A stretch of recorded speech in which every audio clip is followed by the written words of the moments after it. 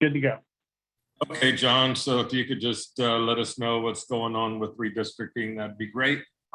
Okay, Kelly, I love what y'all have done with Cedar Street. At least you never could guess it from the outside. Redistricting. I guess everybody is well aware that it's a task that's asked of the legislature every 10 years in coalition with the U.S. Census. So this year was a bit different. That typically we get the numbers back in time to do it during the called regular session. This year, due to COVID, we didn't get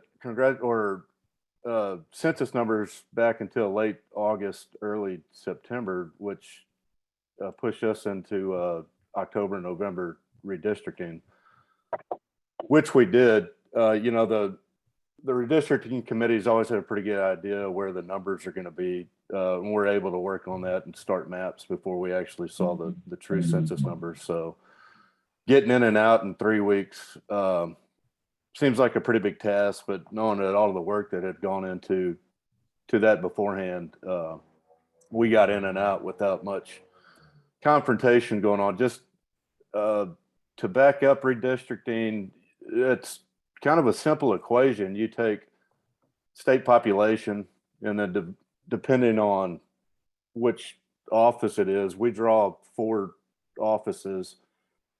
You just divide state population this year, which was roughly 29 million people,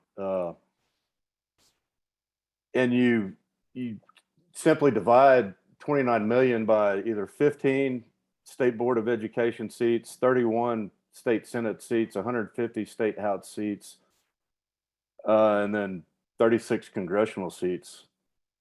So with that, you draw the districts based on the numbers. The median House number was 194,000 people. The Senate, median Texas state Senate number was approaching 1 million. It's in the 900,000s. The congressional districts are smaller than that. People would probably lose that bet a lot of times. The congressional districts are smaller than state Senate districts. And then the SBOE districts, which is 29 million divided by 15, which are that's approaching 2 million people in an SBOE district. So with that said, once you do that, you have the numbers. You have a variance in Texas House and the Senate. You have variances of +5, -5% of population. So the state House district, which obviously I was in tune with, you can draw, but I think it was between like 182,000 to 204,000, which would be a legal map. So what I had over the last 10 years was Guadalupe and Wilson counties. That grew too much. So I had to lose Wilson County just because of population. And then you have to start looking at where you can go. There's a county line rule. If the county's not big enough to be its own district, it cannot be split. So that automatically, Guadalupe at 172 was not big enough by itself. So we had to go look for population. Going into Kuempel's not big enough, so that couldn't be split. Hayes is big enough. So there was a possibility there. Caldwell, not big enough. Gonzales, not big enough, but coupled with Guadalupe, it's the perfect district. I mean, it was almost right on the number at 194,000 people.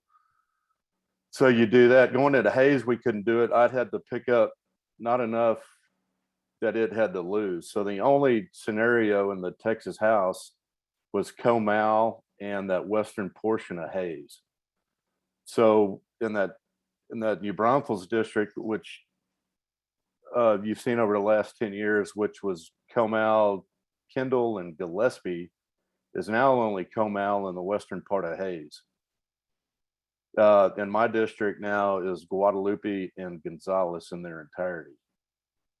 Largely in the Senate district, the state Senate district, Donna's district pretty much is the same.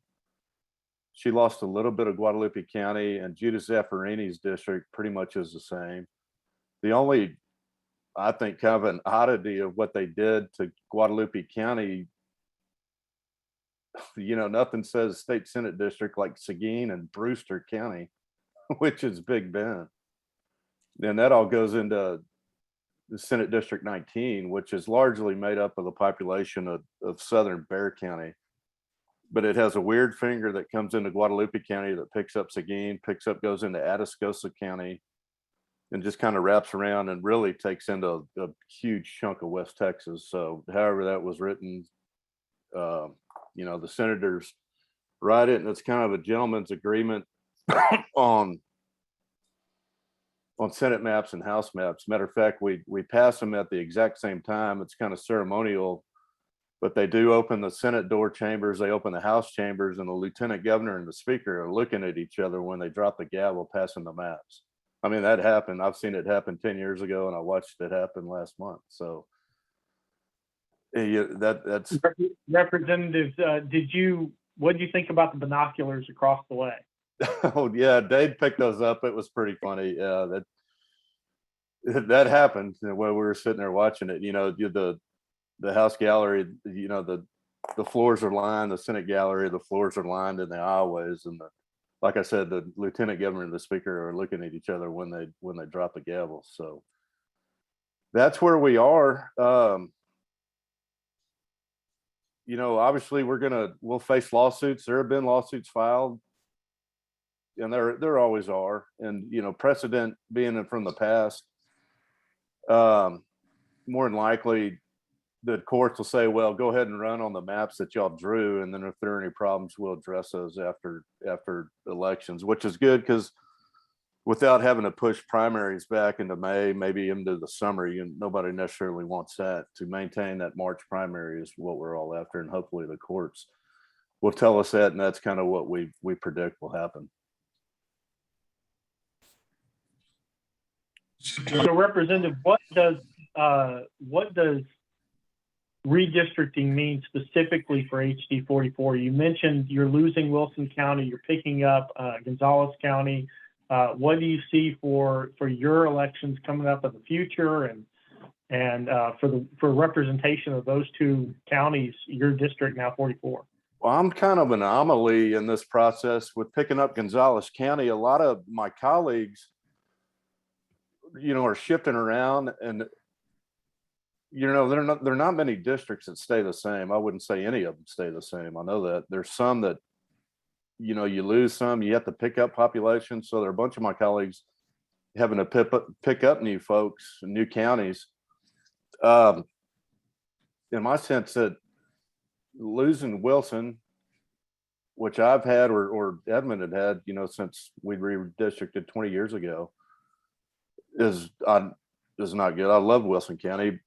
Obviously numbers do that, but the only way I could go was picking up Gonzales. But I had Gonzales my freshman term, so still know a lot of those folks down there, and have worked with them over the last 10 years on certain issues as well. I mean, with Seguin Shirts and Water Corporation and some of the other things in the dams and the Guadalupe River, we've talked to Gonzales, and I still know a bunch of the folks down there and have worked with them over the last 10 years. So I'm fortunate to know those folks and have worked with them over 10 years. So it's really very fortunate on my part that the county, the so-called new folks that I'm picking up, I've known for 10 years. Hey, John, you were talking about that Senate with the weird arm into West Texas. It was the Senate, right? Correct, the state Senate. So, and that's coming into, so is that Zaffarini's, or is that? No, if we were looking at a map of Guadalupe County in front of us, you'd still, what you would think would be Donna Campbell's kind of the western edge, the western part of the county, and then Judah Zaffarini being the eastern part of the county. But then when you come from southern Bexar County, it really just kind of goes through New Berlin and then comes and picks up Seguin proper and just goes back out. So, Donna and Judith used to split Seguin right down 46 pretty much. I mean, their dividing line was Texas Lutheran. I mean, their dividing line was across their campus. But now that arm comes up and picks up Seguin, like I said, Seguin proper, and it goes back to Southern Bexar County and then all the way out to West Texas. So now we'll have 3 senators in Guadalupe County as opposed to 2. So who's that? That is today. It's Roland Gutierrez.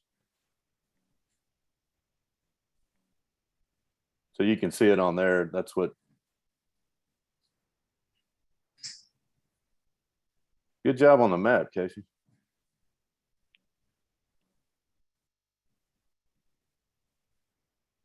And then you can see.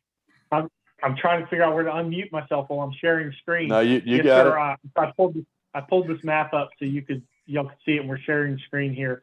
So what he's talking about is this is 19. And look at, I mean, it even and- goes past Valverde. Yeah, it goes way out the Big Bend country. It goes way out. And so it comes up here and kind of wraps around and through and up into specifically our counties are Guadalupe and Gonzales right here. Comal. Yeah, and that was, as you know, speaking as a Republican, that, you know, that district used to, well, it's still Chip Roy's comes in. You can see that where it says Comal County up there, but then comes into Bexar County. That used to go Right. way out to El Paso. Now that one's kind of been consolidated, you know, into the hill country. Yeah. And then that Senate seat, the Southern Bexar County, had gone out to, you know, what picks Seguin up goes out and kind of takes up a bunch of that. And this other one here that comes into Atascosa, that little finger that comes into Atascosa and picks up Medina, Bandera Kerr, and goes back to the hill country to Burnett, north of Williamson County, would kind of be considered Don Buckingham's old district, but really doesn't resemble it. Yeah, Pete Flores, who had served, it's Heidecke Street, if you can hear it in the background. That, you know, that Senate district was really drawn with Pete in mind to run in that district. So all the Comal stuff is all Donna's, which is, you know, pretty much the same. And then you get into 21, which is Judas. That really is pretty much the same as well. You know, she goes from Southern Travis County all the way to Webb County and Laredo. Like I'm saying, the Senate districts are big, man, almost 1 million people.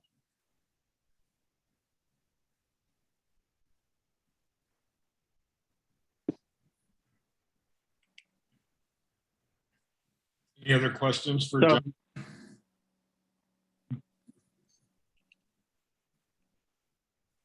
Casey, did you have one? I was just going to say, so these are set.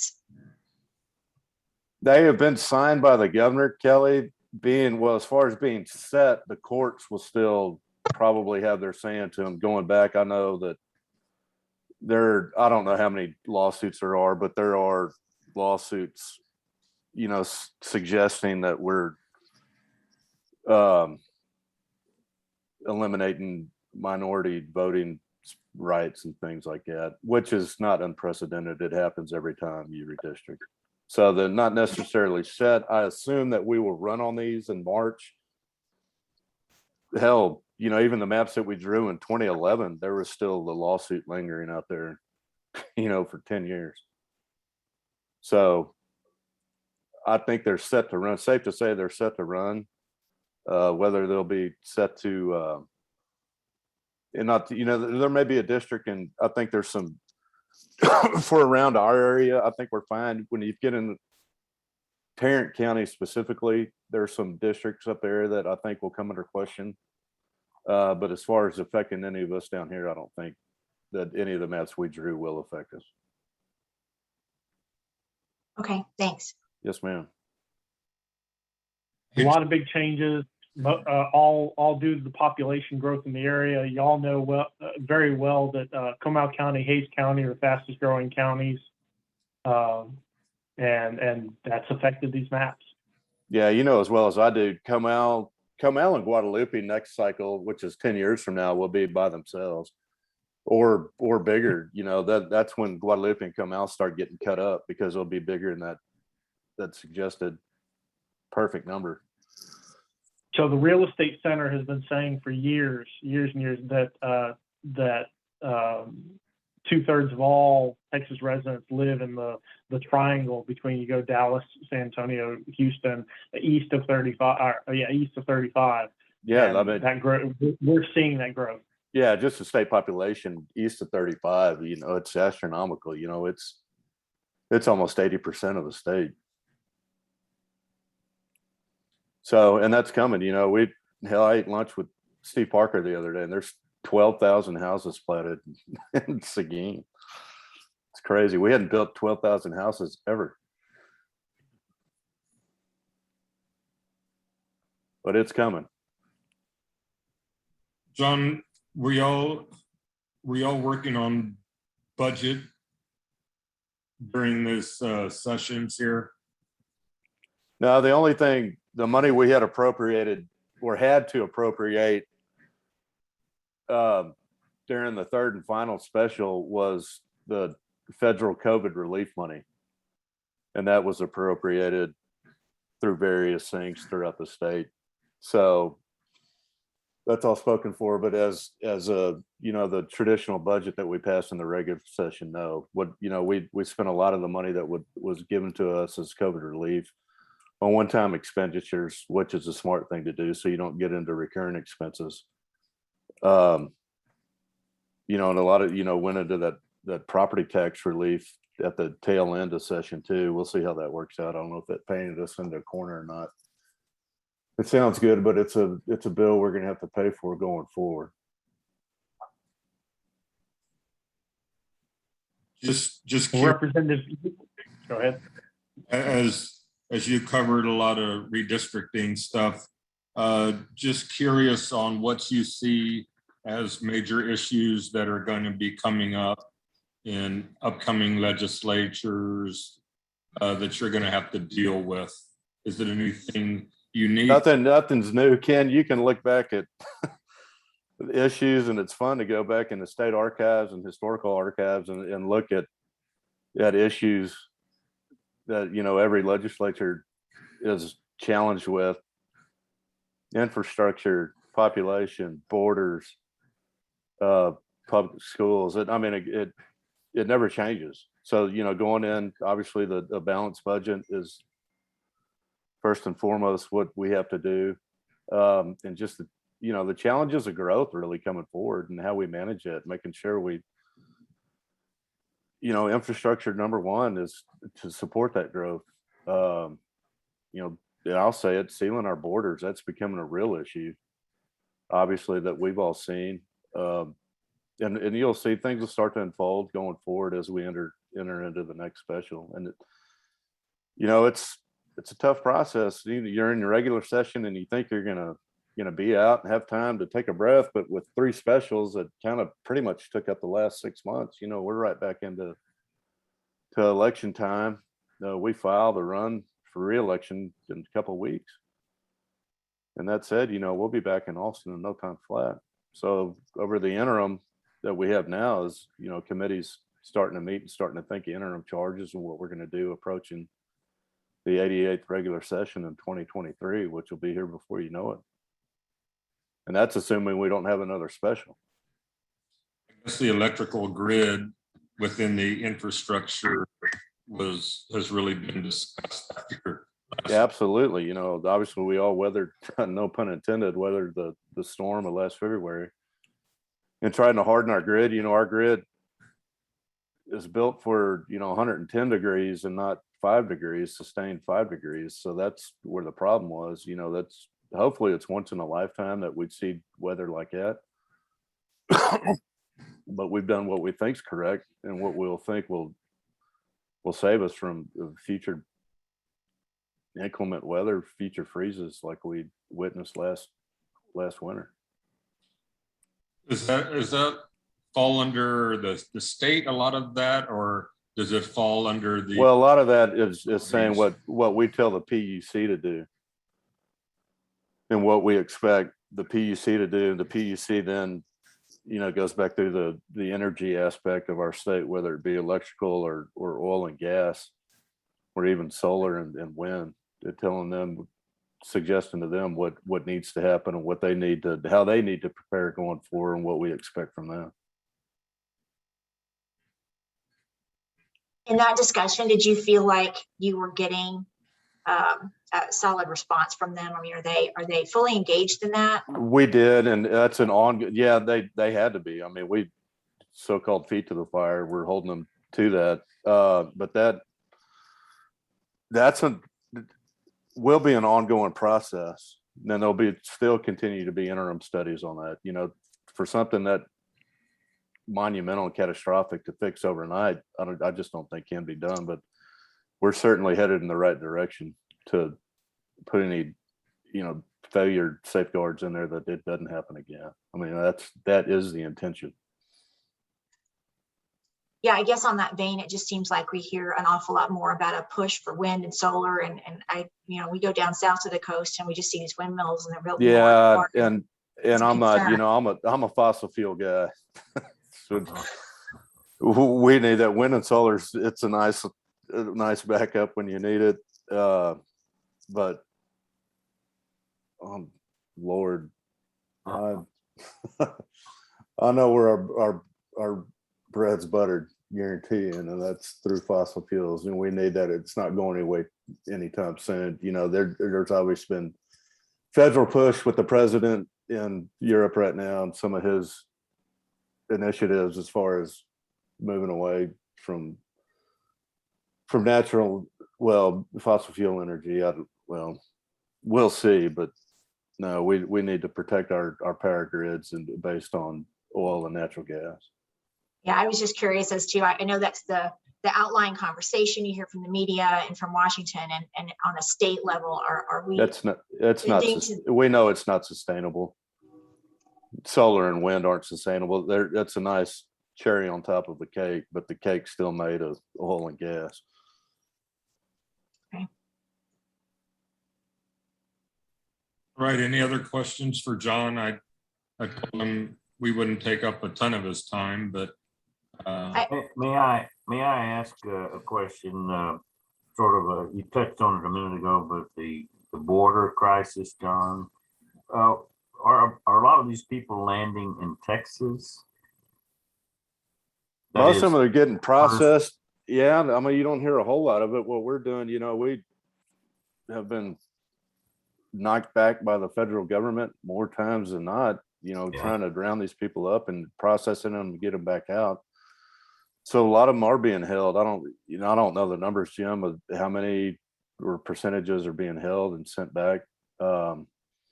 But as a state, believe me, we're doing more than our due diligence to deal with it. It frustrates me that we're spending so much money down there when it's the federal government's responsibility. There's plenty. I want to guess we're up to $5 billion a year protecting our border, which is their sovereign responsibility. But I'll tell you what, even it's real. I don't know how much time y'all just being in South Texas a couple of weeks ago and talking to folks that live down there. It's scary. It's real scary. Jim, I'm glad that you said that. That was going to be my question as well, is the border, and that, we know how you are, John, and how is the state and how's the rest of the state feeling about this? Are we getting that pushback that they're in line with the federal government to have the open border, or is Texas as a whole, the representation holding that line and backing up the governor? No, the majority, I wouldn't say Texas as a whole, but as a majority of the people that represent y'all are backing up the governor and sealing those borders. That's obviously turned into a huge federal issue and a huge federal spotlight on it, political spotlight. And we're holding our ground, literally. We appreciate that, John. The state has a significant presence on the border. I don't know the last time any of y'all have been down there. And I was down there hunting 2 or 3 weeks ago, and just to see the presence of the state down there, whether it be, largely the DPS I mean, they're everywhere. They are everywhere.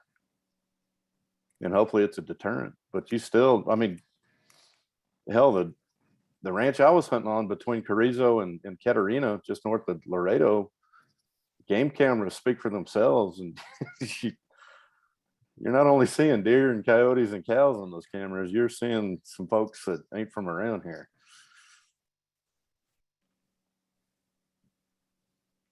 So Representative, if I may, we were talking about redistricting, we were talking about changes to your district, we were talking about, along with redistricting, we're seeing a lot of, retirements across the state, legislators who won't be coming back, open seats.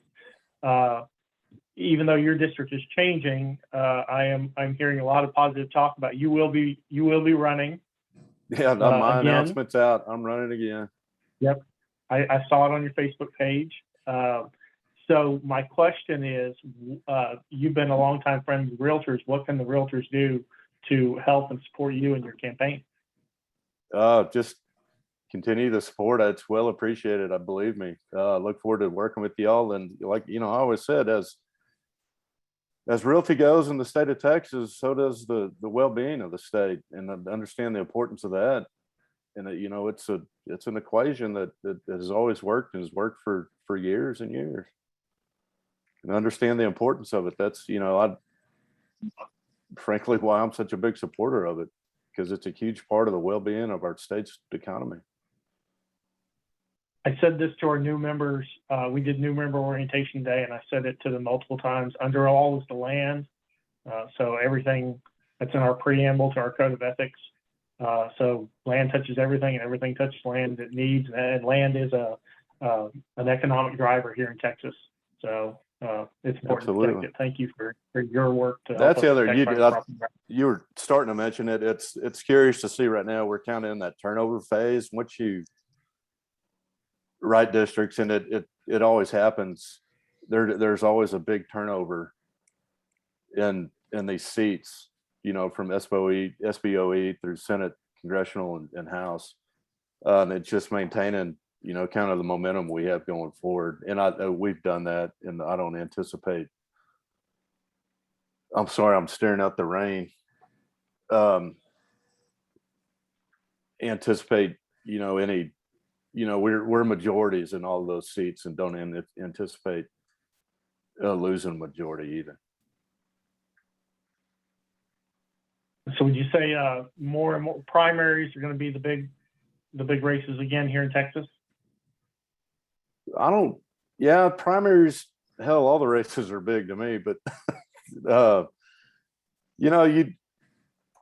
lot of this is media driven. So you've started seeing a lot of, Beto and some of the polls that have come out, and who's challenging the statewide races, and Texas is still red. They took a real run, and I'm speaking as a Republican. I don't mean to offend anybody, but I don't think I am. But there's a big push last cycle to turn Texas purple and take back majority in the state house. We held serve and actually gained some seats, and I think we'll do the same this time. So we're still a conservative state, and we'll be, if these maps hold up, and will be for the next 10 years for sure.